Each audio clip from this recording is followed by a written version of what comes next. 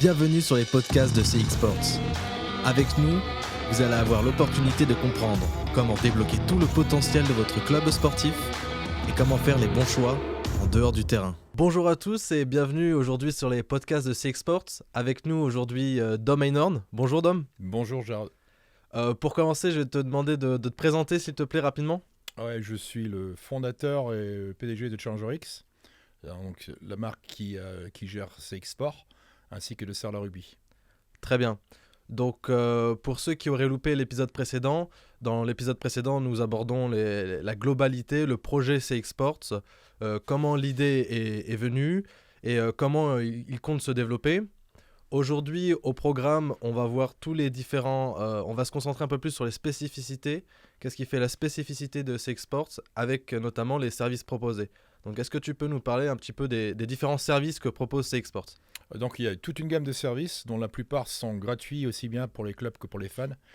L'idée de départ c'était de trouver un moyen de monétiser ces clubs sans, pour la plupart qui ont peu de ressources ou pas de ressources, du moins incrémentales, et de les aider à se développer en leur fournissant quelques produits et quelques services avant tout numériques qui puissent générer du flux financier. D'accord, donc j'ai cru comprendre en lisant rapidement les différents services que vous proposiez un plugin de navigateur en fait, à disposition pour les clubs. Est-ce que tu peux me parler un peu de ce plugin ? Comment est-ce qu'il fonctionne ? Ouais, c'est donc avant tout une extension de navigateur qui prend 2 secondes à télécharger, qui est offerte en marque blanche à tous les clubs. C'est-à-dire que chaque plugin est spécifique au club à lequel il est attribué. Ensuite, c'est un service qui permet au club de récupérer du flux financier sur des transactions en ligne de la part de leurs fans. Une fois de plus, il ne coûte rien au club, il ne coûte rien aux fans. La meilleure idée de l'expliquer, c'est par l'exemple. Si tu vas faire un achat sur Amazon.fr, un site avec lequel nous sommes affiliés, et que tu achètes un produit ou un service pour 100 €, il y aura une part qui sera redistribuée au club, qui sera financée à 100% par Amazon et qui, une fois de plus, ne coûtera rien ni aux fans ni au club. Très bien, donc ce plugin est personnalisé, il est personnalisé comment ? Aux couleurs du club ? Tout à fait. En fait, le plugin, en fait, il est dans l'arrière-plan.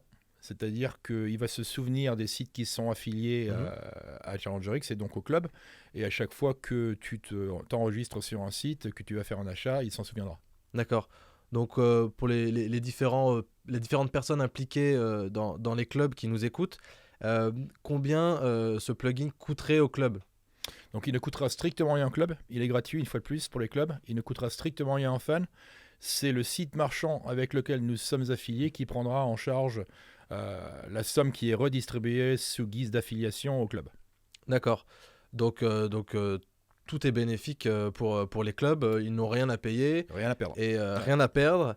Et en effet, les petits clubs amateurs et semi-professionnels qui n'ont pas forcément le budget pour mettre toutes les cartes sur la table pour récupérer des revenus, vont pouvoir utiliser ce plugin gratuitement. Ouais. L'idée principale, comme tu le sais, c'est que de plus en plus, nous tous, nous faisons nos achats en ligne et qu'aujourd'hui, si tu as un petit club du terroir, tu ne récupères strictement rien sur ce flux financier. Donc l'idée géniale, entre guillemets, de ce plugin, c'est de donner les moyens à un petit club de récupérer une petite partie de ces sommes qui sont dépensées au jour le jour pour générer du flux financier, pour ensuite réinvestir ces flux financiers dans le développement de la marque, etc.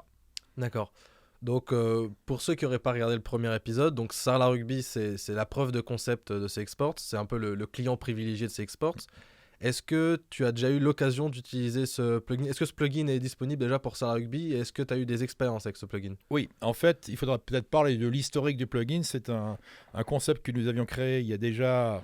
ça fait longtemps, ça fait 15 ou 16 ans aux États-Unis. Au départ, nous l'avions développé pour des associations caritatives, dans un contexte très similaire, mais avec une technologie qui n'était pas au point au départ. Donc en 2005-2006, qu'est-ce qu'on faisait ? C'est qu'on développait des sites en marque blanche qui redirigeaient les donateurs sur des liens envers Amazon, envers eBay, etc., des sites marchands aux États-Unis. qui permettait donc aux associations caritatives aussi de récupérer une petite somme sur tous les achats qui se faisaient en ligne. Et donc aujourd'hui, la grande différence, c'est que le processus est beaucoup plus systématique. On n'a pas à se souvenir de s'enregistrer sur un site d'abord pour ensuite d'aller sur le site marchand. On télécharge une nouvelle fois ce plugin en l'espace de 2 secondes et il se souvient de tout. Très bien.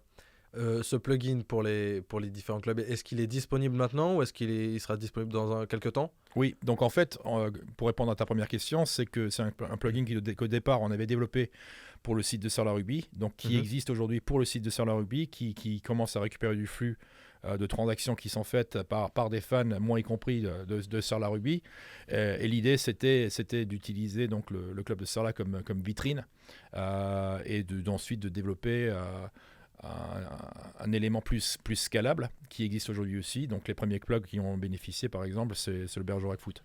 D'accord. Là, pour les quelques Sarladais qui nous écouteraient, quel grand site marchand, sur quel grand site marchand on peut utiliser, par exemple, en ce moment, le plugin de Sarlat ? Il y en a beaucoup. Il y en a plus de 100. Donc pour en citer quelques-uns, donc il y a les sites de location de voitures, genre Hertz, Enterprise, Rent-A-Car, Amazon bien sûr, des sites de lunettes, des sites de voyage, des sites d'hôtels comme hotel.com, Expedia, etc.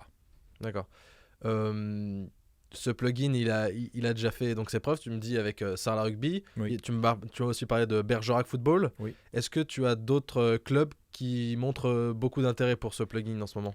Il y a non seulement des clubs, mais aussi des sites d'information sportive, dont Rugby Amateur. Rugby Amateur, oui, très connu. Avec lesquels on a tissé un partenariat qui va se développer au fur et à mesure, qui nous permettront par exemple de ratisser plus large, donc d'abord d'établir un partenariat avec le site en lui-même, et ensuite d'utiliser le rugby amateur en effet de levier pour communiquer sur tous les autres clubs de rugby en France. Parfait, donc on peut constater que ce financement participatif crée beaucoup d'engouement. D'engouement, exactement, d'engouement. Ouais. Très bien, merci beaucoup Dom, merci beaucoup. Dans notre prochain épisode, nous parlerons du rebranding. Donc restez connectés et à la prochaine. Merci Dom. Merci à toi. Abonnez-vous et rejoignez-nous dans les prochains épisodes de CX Sports. Nous parlerons de comment faire passer votre club au niveau supérieur. Suivez-nous sur nos réseaux sociaux CX Sports 1.